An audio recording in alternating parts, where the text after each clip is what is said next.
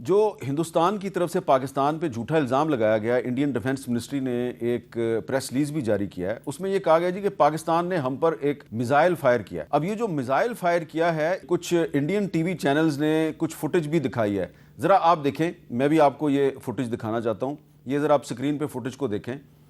ذرا فوٹیج چلائیں جی آپ سکرین پہ۔ یہ جو میزائل انڈیا نے چلایا ہے، یہ دیکھیں ذرا، یہ میزائل پڑا ہوا ہے زمین پر اور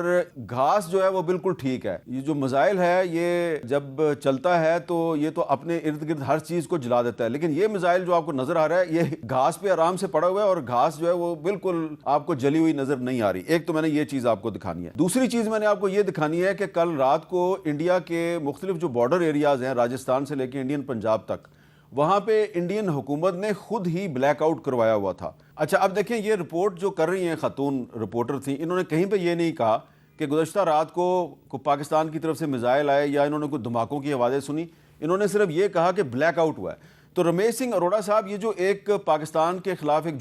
جھوٹے پروپیگنڈے کی مہم چل رہی ہے، اس مہم کے باوجود کچھ لوگوں کا یہ خیال ہے کہ ڈپلومیٹک لیول پہ پاکستان کی پوزیشن بڑی مضبوط ہے، جیسا کہ آج امریکی وزیر خارجہ نے پاکستان کے وزیر اعظم کو فون بھی کیا ہے، تو اب کافی ہو گیا، پاکستان کو اپنی وکٹری سیلیبریٹ کر کے بھارت سے بات چیت شروع کر دینی چاہیے۔ لیکن آج D G I S P R نے کہا ہے کہ جو ہمارے سویلینز کا خون بہایا گیا، ہم اس کا بدلہ لیں گے۔ اسحاق ڈار صاحب نے بھی یہی کہا ہے۔ تو یہ بتائیے کہ آپ کو کیا لگ رہا ہے کہ یہ جو انٹرنیشنل کمیونٹی پاکستان اور انڈیا سے کہہ رہی ہے جی کہ اب بس بہت ہو گیا، بات چیت شروع کریں، تو مودی صاحب بات چیت پہ راضی ہو جائیں گے؟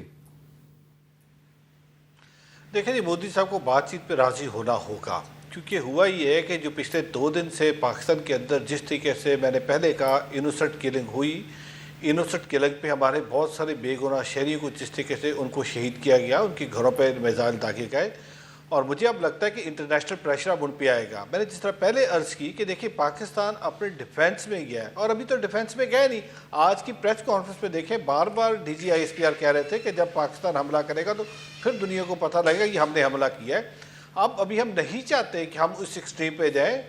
جس قسم کا ٹیرر اس خطے کے اندر۔ دیکھیں بھارت کر کیا رہا ہے، بھارت 2 طرح کی وار کھیل رہا ہے۔ ایک تو پاکستان کے اندر میزائل داغ رہا ہے، دوسری طرف جو بھارتی میڈیا اس وقت ایک نیگیٹو پروپیگنڈا پھیلا رہا ہے۔ میر صاحب اب یقین کیجئے، مجھے صبح سے بھارتی پنجاب سے کوئی درجنوں ٹیلی فون کالز آئے ہیں، مجھے بہت سارے انہوں نے جو پوڈ کاسٹ ان میں لیا ہے، اور ان کو میں ایشورنس دلوا رہا ہوں کہ پاکستانی ہمیشہ سکھ کی عزت کرتا ہے اور پاکستان کے اندر آپ کی عبادت گاہیں محفوظ ہے۔ وہاں پہ تاثر یہ دیا جا رہا ہے کہ پاکستان کے اندر گردواروں پہ اٹیک ہو رہے ہیں پاکستان کے اندر، اور پاکستانی جو ہے سکھوں کو اٹیک کرنے جا رہا ہے۔ تو میں اپنی سکھ برادری کو بھی یہ یقین دلاتا ہوں کہ پاکستان کے اندر آپ کی مذہبی عبادت گاہیں محفوظ ہیں، پاکستان ہمیشہ سکھ کو پیار اور ستکار دیتا ہے، اور اب مودی صاحب کو یہ سوچنا ہوگا، کیونکہ بٹ مودی صاحب کی جو ہسٹری ہے، جس طریقے سے انہوں نے قتل عام کیا گجرات کے اندر، مسلم جینوسائیڈ کیا، اور پھر جو کشمیر میں کیا، وہ ہسٹری تو بڑی تلخ ہے، لیکن اب میں سمجھتا ہوں کہ عالمی برادری کو آگے آنا چاہیے، کیونکہ دونوں اٹامک پاورز ہیں، اور پاکستان کو 1998 میں میاں نواز شریف صاحب نے اٹامک پاور بنا دیا، اور اگر خدا نخواستہ یہ بات آگے بڑھتی ہے تو نقصان دونوں طرف لوگوں کا ہوگا، انوسنٹ لوگ جو اس دونوں ممالک کے اس خطے کے اندر بستے ہیں، اور پھر اس کی لپیٹ میں اور بہت سارے بات۔ اچھا رمیش صاحب، یہ جو آج ڈرونز کی بھرمار کی گئی ہے، یلغار کی گئی ہے پاکستان پہ، تو اس کا پاکستان کو جواب دینا چاہیے؟ دیکھیں میرے خیال میں پاکستان کو جواب دیں گے جی، بالکل جب پراپر وقت آئے گا جواب دیں گے، لیکن میرا خیال ہے اگر اس وقت بات چیت ہو رہی ہے تو ہمیں اس وقت ہماری خواہش ہمیشہ امن رہی ہے، اور ہم چاہتے ہیں اس خطے کے اندر امن ہو، اور بالکل D G I S P R نے کہا ہے جب مناسب وقت آئے گا جب ہم نے جواب دینا ہوگا، اور بار بار وزیر اعظم پاکستان بھی کہہ رہے ہیں ہم اپنے پاکستانیوں کا جو ناحق خون بہا ہے اس کو ہم معاف نہیں کریں گے، اس کا ہم بدلہ بالکل لیں گے۔ لیکن ہم اس سارے کے باوجود آج بھی میں کہتا ہوں امن ہماری پہلے دن بھی خواہش تھی، امن ہماری آج بھی خواہش ہے، لیکن میر صاحب ایک چیز بڑی ضروری ہے جو بتانا چاہوں، امن ہماری کمزوری نہیں ہے۔ اگر کوئی اس کو امن کو سامنے لا کے پاکستانی قوم کے ساتھ، پاکستان کی سوورینٹی کے ساتھ، پاکستانی ٹیریٹوریل انٹیگریٹی کے ساتھ اگر کچھ غلط کرے گا تو سرٹن اس کا پھر بھرپور جواب دیا جائے گا۔ دنیش کمار، آپ ایگری کرتے ہیں؟ جی بالکل، دیکھیں میں سمجھتا ہوں کہ آپ نے جو سوال پوچھا ہے کہ اس ٹائم پاکستان کو جواب دینا چاہیے، میں سمجھتا ہوں پاکستان نے ان کے 5 جہاز گرا کر اتنا بڑا جواب دیا ہے